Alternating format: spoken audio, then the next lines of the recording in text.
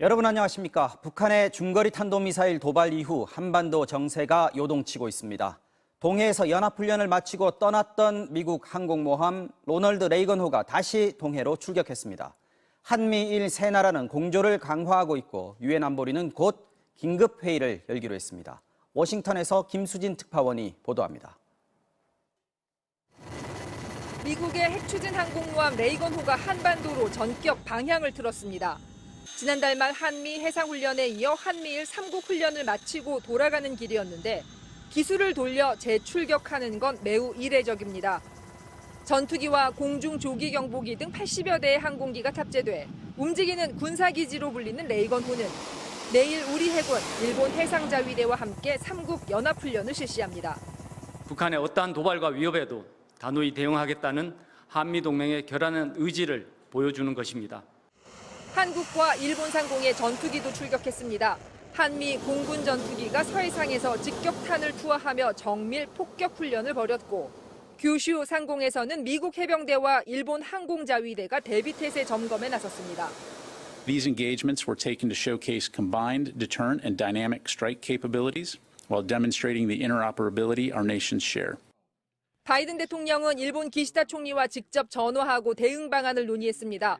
특히 기시다 총리는 통화 뒤에 한국과 안보 분야에서 협력하고 싶다는 뜻을 밝혔습니다. 북한의 도발에 맞서 한미일 삼각 공조가 강화된 가운데 유엔 안보리는 북한 문제를 논의하는 공개 회의를 소집했습니다.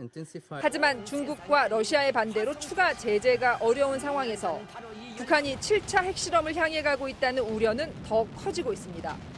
Neither nation has good relations with Washington right now. So Kim Jong-un knows this is a very sort of special moment in time for him where he can essentially get away with almost anything that he wants to do with very little repercussions. 미국은 북한과의 대화는 여전히 열려 있다고 했습니다. 하지만 대화의 실마리는 전혀 보이지 않고 한반도는 강대강 대치 국면으로 치닫고 있습니다. 워싱턴에서 MBC 뉴스 김수진입니다. 서해 공무원 피격 사건에 대한 군사 기밀 정보를 대통령실의 김태효 국가안보실 1차장이 정식 취급 인가도 없이 봤다는 문제 제기가 국회에서 나왔었는데요. 이때 국방부는 5월에 구두로 승인을 해서 문제될 게 없다고 설명했습니다. 그런데 승인 명부에 김 차장의 이름이 올라간 건 구두 승인을 받았다는 시점으로부터 2달이 지난 7월인 것으로 확인됐습니다. 논란이 더 커지고 있습니다. 김재경 기자의 단독 보도입니다. 서해 공무원 피격 사건 당시 북한군 동향이 담긴 특별 취급 정보 SI. 777 사령부 승인을 받아야 볼 수 있는 군사기밀인데 김태효 대통령실 국가안보실 1차장이 무단 열람했다는 의혹이 앞서 제기됐습니다. 김태효 1차장은 SI 취급 인가를 받지 않은 상태에서 SI를 다루었어요. 알고 계시죠? 그때는 777 사령관이 그 승인을 해줘서 승인을 득한 이후에 그 SI 자료를 열람한 것으로 제가 확인을 했습니다. 국방부는 보고 당일인 5월 24일 김 차장이 구두로 인가를 받았고 문제될 게 없다고 설명했습니다. 그런데 승인을 담당하는 777 사령부 답변은 좀 달랐습니다. SI 비밀 취급 인가 명부에 김 차장 이름이 처음 입력된 날짜를 물어보니 7월 27일 요청이 있었고 이틀 뒤인 29일 승인이 났다고 답한 겁니다. 김 차장이 5월엔 무자격으로 SI 정보를 열람하고 사후에 승인받은 게 아니냐는 의혹이 다시 제기됐습니다.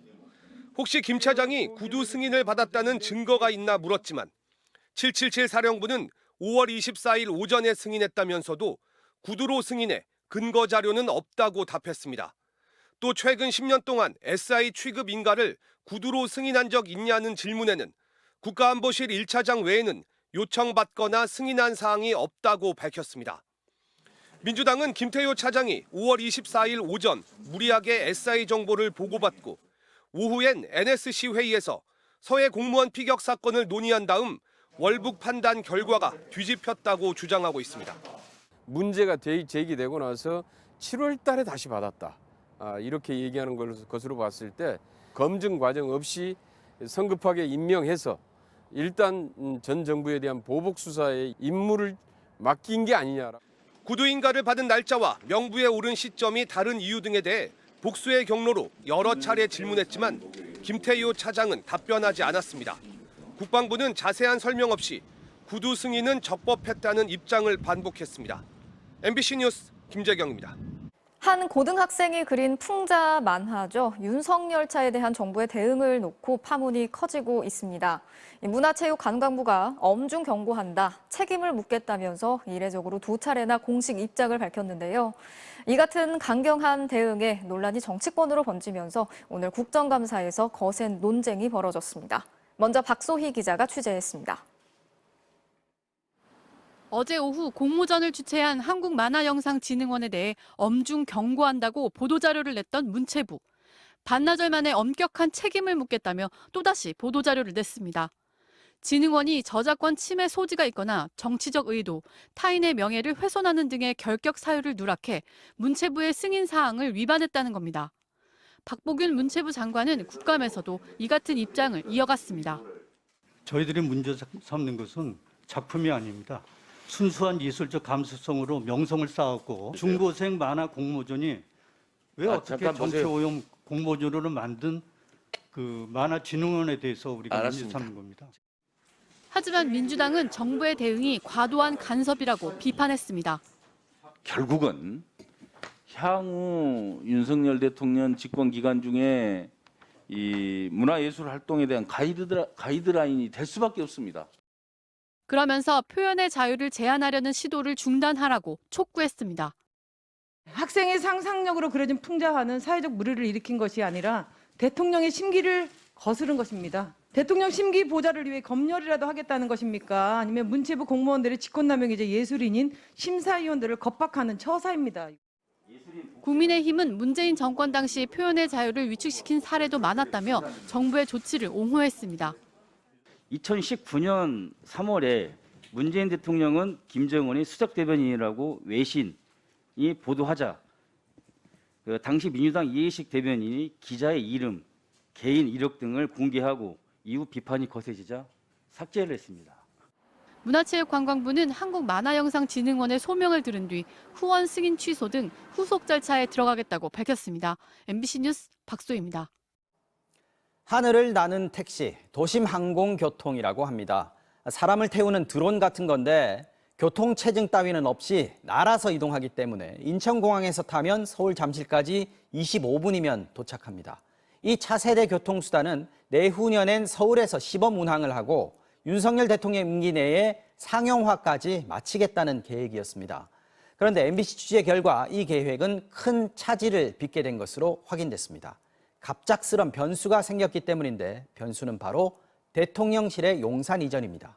드론 택시와 대통령실 이전이 대체 무슨 연관이 있나 싶으시겠지만 사실입니다. 박진준 기자가 단독 취재했습니다. 서울 강남에서 김포공항까지 10분. 전기로 움직이고 수직 이착륙이 가능합니다. 도시 한가운데에서도 교통체증 없이 다닐 수 있는 차세대 교통수단입니다. 국내 대기업들이 줄줄이 이 사업에 뛰어들었고 윤석열 정부도 국정과제로 선정했습니다. 최대 시속 320km로 인천에서 잠실까지 25분, 김포에서 잠실까지 16분에 운행을 할 계획입니다. 구체적인 시범 운항 계획도 나왔습니다. 내년에 전남 고흥에서 1단계, 내후년에는 서울 한복판에서 2단계 실증을 한 뒤 3년 뒤부터 상용화하는 계획입니다. 작년 9월에는 노선도 공개했습니다. 인천공항에서 김포공항, 서울 강남 코엑스를 거쳐 청량리역까지 연결합니다. 이 네 곳에는 터미널도 짓습니다. 그런데 갑자기 차질이 빚어졌습니다. MBC가 입수한 회의 보고서. 지난 6월 3일 국토부가 서울시, 경기도, 인천시 담당자들을 모았는데 노선이 바뀌었습니다. 인천공항에서 계양 테크노밸리까지 32km 노선, 일산 킨텍스에서 김포공항을 거쳐 여의도까지 31km 노선이 전부입니다. 서울 강남 코엑스를 연결하는 노선이 사라졌습니다. 왜 사라진 걸까? 지난 3월 대선이 끝나자마자 윤석열 당선인은 대통령실을 용산으로 옮긴다고 발표했습니다. 실제로 5월 취임과 동시에 용산 시대가 열렸습니다. 그러면서 서울의 비행금지 구역이 달라졌습니다. 용산 대통령실과 한남동 관저 반경 3.7km가 비행금지 구역이 됐습니다. 마포대교부터 성수대교까지 한강 일대가 모두 금지구역에 포함됐습니다. 안전 때문에 한강 위를 다녀야 하는데 다닐 수 없게 된 겁니다. 국토부는 원래 5월에 하기로 했던 노선과 터미널 입지 발표를 계속 미루고 있습니다. 공론화되지 못했던 이 대통령실 이전 때문에 새로운 먹거리 사업인 UAM 사업마저 차질을 빚을 수밖에 없는 상황에 처해 있다고 생각합니다. 가장 유동인구가 많은 서울 강남이 빠지면 도심 항공교통의 도입 취지가 무색해질 거라는 우려도 나옵니다. MBC 뉴스 박진준입니다. 인천국제공항과 송도국제도시를 연결하는 인천대교. 연간 2천만 대 이상의 차량이 이동하는 국내 대표적인 교량이죠. 그런데 이곳에서 안타까운 인명사고가 잇따르고 있는데 이걸 막을 수 있는 방지 대책이 사실상 전혀 없다는 지적이 나오고 있습니다. 조재영 기자가 전해드리겠습니다. 총 길이 21.4km로 국내 최장, 세계에서 7번째로 긴 다리인 인천대교. 해경 구조대원들이 거센 파도를 헤치며 구조 작업을 벌입니다. 의식이 있는 남성의 몸에 튜브를 끼워 구조선 쪽으로 끌어옵니다. 다행히 구조가 성공한 경우지만 그렇지 못할 때가 더 많습니다. 올해 들어 인천대교 투신 사망자는 지난달까지 10명으로 집계됐는데 2019년부터 급증 추세입니다. 같은 기간 교통사고 사망자는 1명뿐인데 투신 사망자는 22명에 달합니다. 강과 달리 넓은 해양인데다 서해바다 특유의 파도와 조류 때문에 구조 성공률이 계속 30%를 밑돌고 있습니다. 서해상이다 보니까 그 조수간만차가 굉장히 큽니다. 조류도 굉장히 세고 그다음에 그 시야도 굉장히 수중 시야도 나오지도 않고 하다 보니까 다리 위 CCTV는 이미 70여 대가 설치돼 있는 상황. 구조대원들은 추락 자체를 차단할 수 있도록 지금보다 더 높은 난간이나 방지 그물 같은 시설이 필요하다고 말합니다. 추락에 대한 그 방지책으로 난간을 만든다든지 함으로써 차단 시설이 좀 생기게 되면 좀 줄어들지 않겠나 이런. 하지만 인천대교를 관리하는 민자업체는 다리 자체가 교각 없이 케이블로 떠받치는 구조여서 난간을 추가로 설치하면 안전 문제가 발생할 수 있다는 입장입니다. 국토교통부 지침에는 기본적인 난간 설치 외에 투신 방지를 위한 의무 규정은 없습니다. 인천대교는 대한민국의 관문입니다. 그런데도 자살 예방을 할 수 있는 어떠한 시설도 없습니다. 전문가들은 비슷한 방식의 현수교인 미국 샌프란시스코의 금문교를 참고해야 한다고 지적합니다. 금문교 역시 지금까지 1,800명 이상이 투신하는 등 사고가 잇따르자 2018년부터 우리 돈으로 2천억 원 이상을 들여 투신 방지용 그물을 설치하고 있습니다. MBC 뉴스 조재영입니다.